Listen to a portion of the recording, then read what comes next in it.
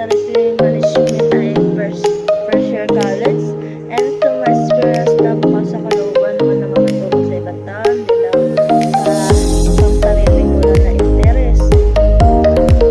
Maganda may maitulong ka sa ibang tao na bukas talaga sa kalooban mo na hindi ka lang sa pilitan na gusto mong tulong na dagat ka chichip pa rin siya makatulong ka sa ibang tao. So my experience po, hindi naman masyadong malaki po yung tinulong ko, but bukas sa kalooban ko na makatulong sa ibang tao. And then my short, long story, short. Okay?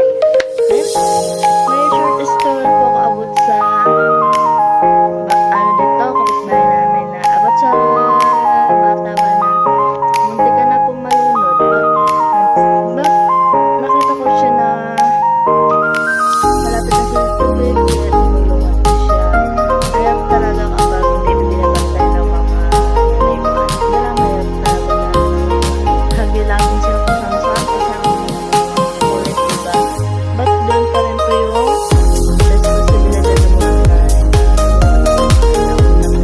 nalalayan kung saan kaya ang hirap po.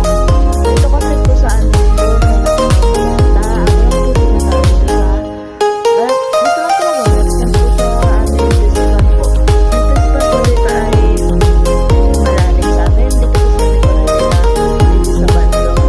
May mga bata po kasi dito na nalaro, kaya po ang hirap po talaga pag may mga anak na maliliit, ang hirap.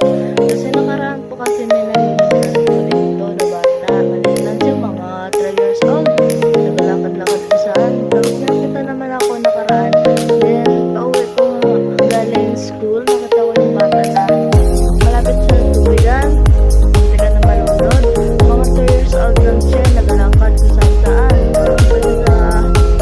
Napunta siya dito sa Tispan, tapos nagbaba siya, buti nandun